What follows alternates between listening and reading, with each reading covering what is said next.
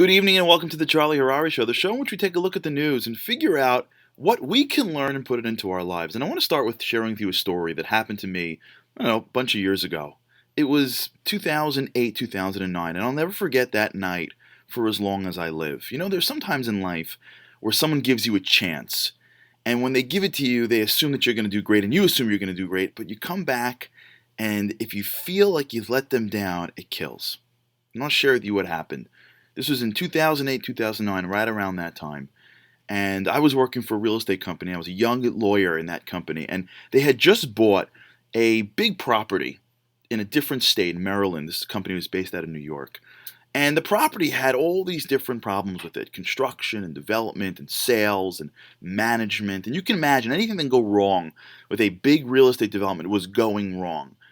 And they were so busy on other things that one day the vice chairman came into my office and said, "Charlie, you know you're a lawyer here, but we think you have talent. We think you have a chance. We think you have potential. And what we're going to do is give you a chance to go down in this property and turn it around for us. You know, we think you could play a role in management. Go do it." And I couldn't imagine, you can't even believe how excited I was that they sort of tapped me on the shoulder and said, "Go."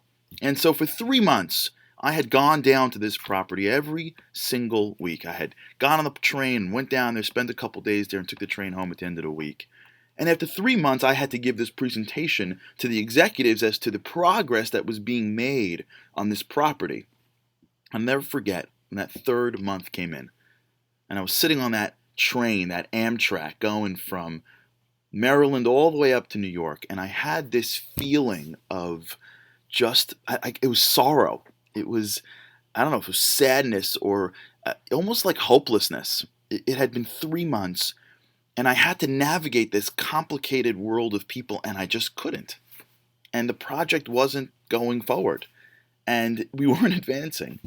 And I had to deliver this report, and I knew I would get into the office later that evening, and I knew I would see this vice chairman who believed in me, and I knew I'd see the CEO, and I knew that they'd be let down by me, that they trusted me, that they entrusted me with this great task. And after 3 months of really trying, I just didn't have the experience, I guess, or the talent maybe, to actually hone everything in, put everybody together, get the parties working, and get the project on a path towards success.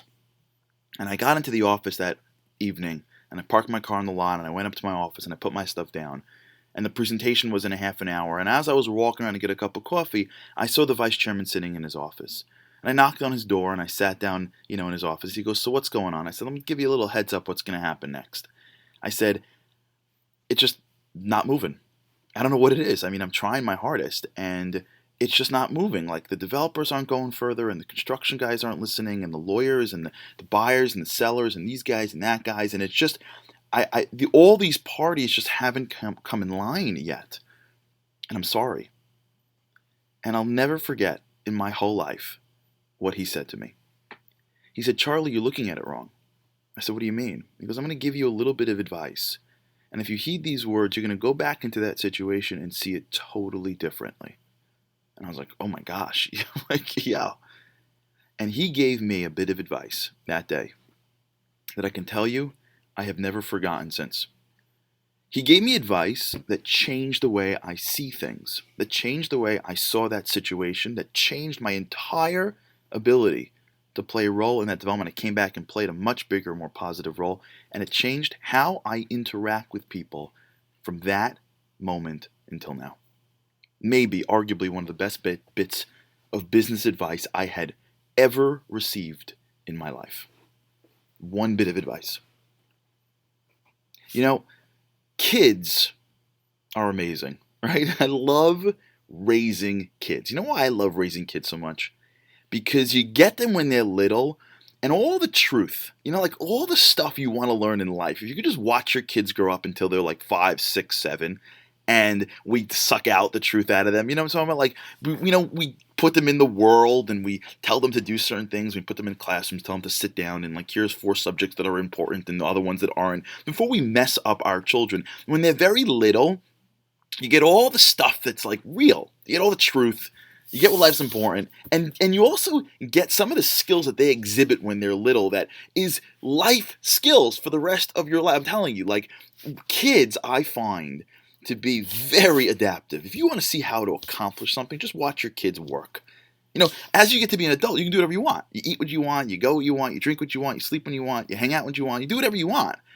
When you're a kid, you can't do anything, right? You can't even be conscious if you don't want. Like your parents, like go to sleep, go to sleep, go to sleep, go to sleep. Like kids, like I'm not tired. And you can't eat what you want, you can't watch what you want, you can't even go where you want. You got to do what you got to do. So if you ever want to watch someone be successful, watch a kid learn how to get things in life.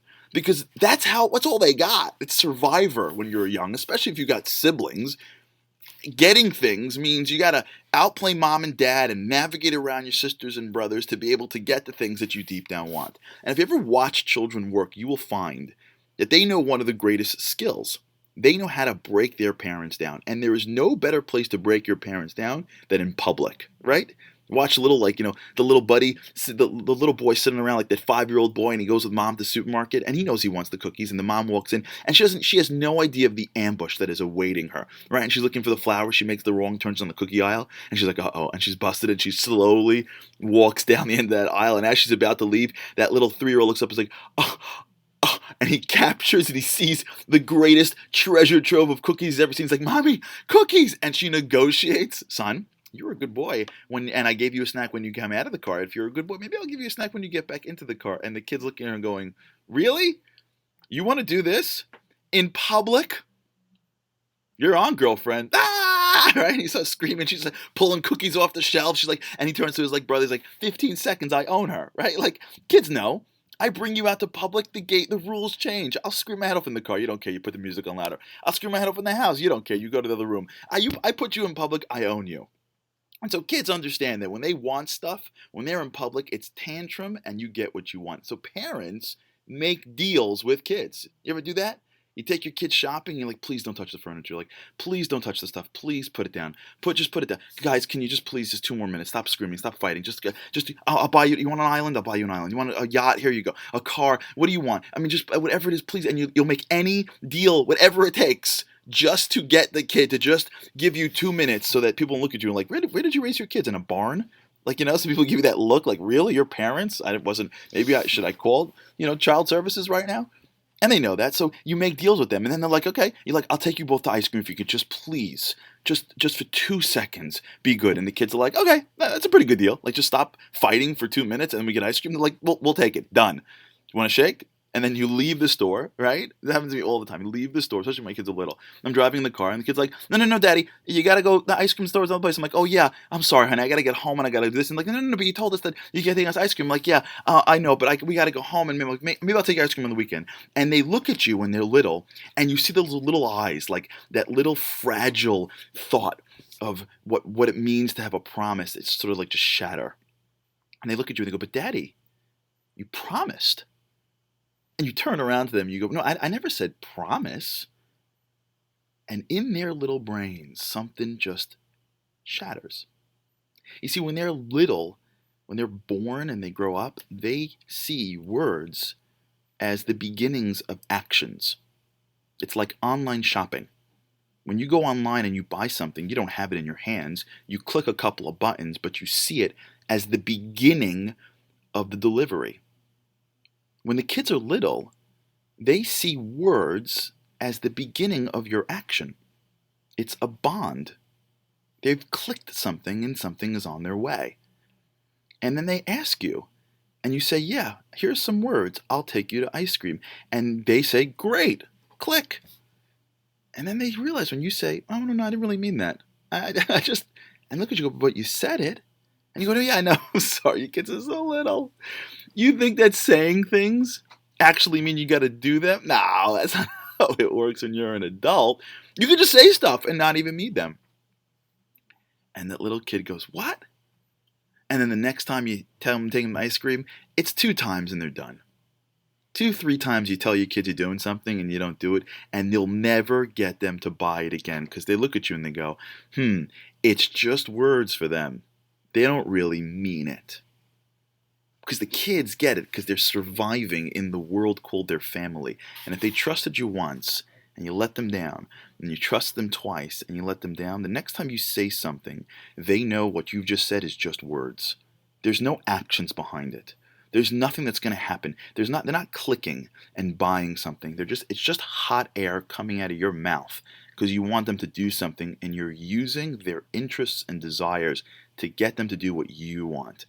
And they can pick it up. I don't care how smart or not smart. I don't care if they're the honors class. I don't care who they are, where they're from. Those kids can sense it, they smell it, and they don't trust you again. And you got to earn it all the way back. Because words are supposed to be the beginnings of actions.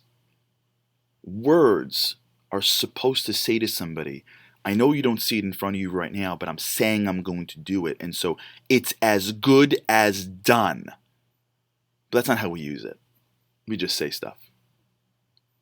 I sat in that office that night, and my mentor gave me the greatest bit of advice I've ever heard when it comes to dealing with people. He said, Charlie, your problem is that when you are dealing with people, when you're interacting with various parties, you are taking them at their word. They say something and you're buying it. You're believing them. They're saying things and you're assuming that they're saying things and it's true. And guess what? When you take things at their word, you get stuck because they can be playing you. They may even be like, they may even want to do it, but they can't do it. They may not be malicious, but you're confused because when you take people at their word, you have no idea what's going to happen because you have never experienced whether they can actually deliver on it. You need to take people at their actions, he says. When you hear somebody speak, your question is not what are they saying. Your question is, can they deliver on their promise? Forget their words. See past somebody's words until their deeds. And if you can look at somebody and in their speech find those places where their actions, find the things that are actually reliable, and if not, dismiss it, what will happen is as you navigate parties, if you look at somebody and take them at their actions and not at their words, and those words will actually mean something, and you will not be thrown left and right and left and right and be spinning and spinning and spinning and bringing yourself right here. I have used that bit of advice every single day since. Because we are always interacting with people. And they're always telling us stuff. And we want so badly to believe them because usually they say things that we want to be true. But unless you learn to take somebody not at their word, but at their actions, can they deliver on it, you will always be disappointed. This is what's happening today in the political climate. This is what's going on. If you can sort of take a broad-based sort of perspective as to what's going on in politics today, it's this. We are all getting sick and tired of politicians talking to us and not backing it up. All of us. The whole Republican field is just people that are coming back on the backdrop of a current administration that just speaks to us, and we don't even know if they're telling the truth or not. We have no idea anymore. The yes we can, change that we can believe in, going forward slogans were just marketing strategies that you would use to usually sell orange juice, but now they've been used to political campaigns, and we don't buy it anymore because the things aren't getting better, and we are stuck in a place where we can't believe anybody. But yet we fall for it every single time, and there's no better proof than this past Republican debate. Now, there was a moment in the debate that made me look up. Usually when I'm watching these debates, I'm like half watching it because it's a lot of a lot of pontificating and just fighting each other. Like there's a lot of that I got to figure out a way to get my talking points on screen so that it can be tweetable so people can actually put me on their TNN homepage. But then every once in a while somebody says something that actually resonates with me. And this happened actually in the middle of the debate. And it sort of struck me because he said it so clearly. And I got to tell you, this candidate, Chris Christie, for his deficiencies. One thing you have to give him credit for, he speaks straight. He just tells it like it is. He's from New Jersey. You know what I'm saying? Like, he's Jersey. And in the middle of the debate, there's a back and forth between Marco Rubio and Cruz about, Marco Rubio and Rand Paul about some legislation and what that says about each of the candidates. And they're going back about this legislation, that legislation, and they're just sort of fighting over what the actual ramification of each legislation means. And then they turn to Christie, and here's what he says. Listen to this. Heard Senator Paul, Senator Cruz talk about how important it is to protect Americans' privacy, even in a time of grave danger. Why? What's wrong with that? Listen, I want to talk to the audience at home for a second. If your eyes are glazed over like mine, this is what it's like to be on the floor of the United States Senate. I mean, endless debates about how many angels on the head of a pin from people who've never had to make a consequential decision in an executive position. The fact is, for 7 years, I had to make these decisions after 9/11. Make a decision about how to proceed forward with an investigation or how to pull back, whether to use certain actionable intelligence or whether not to. And yet they continue to debate about this bill and in the subcommittee and what. Nobody in America cares about that. What they care about is, are we going to have a president who actually knows what they're doing to make these decisions? And for the 7 years afterwards, New Jersey was threatened like no other region in this country. And what we did was we took actions within the Constitution to make sure that law enforcement had all the information they needed. We prosecuted 2 of the biggest terrorism cases in the world and stopped Fort Dix from being attacked by 6 American radicalized Muslims from a mosque in New Jersey, because we worked with the Muslim American community to get intelligence, and we used the Patriot Act to get other intelligence to make sure we did those cases. This is the difference between actually having been a federal prosecutor, actually doing something, and just spending your life as one of 100 debating it. Let's talk about how we do this, not about which bill each one of these guys likes more. I love that, right? And you got to call it out for 1 second. As I'm looking, going, the man's right. Like, we're talking about a bunch of senators. Like, they're good people, but they're senators. What do they do? I mean, what are they doing all day? They're standing behind their nice little perches and they're talking about legislation. They don't have to actually act on it.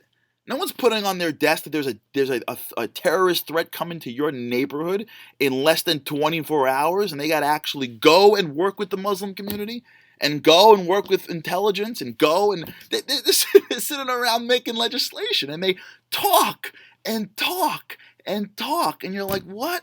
And then Christie's like, guys, you don't know what you're talking about.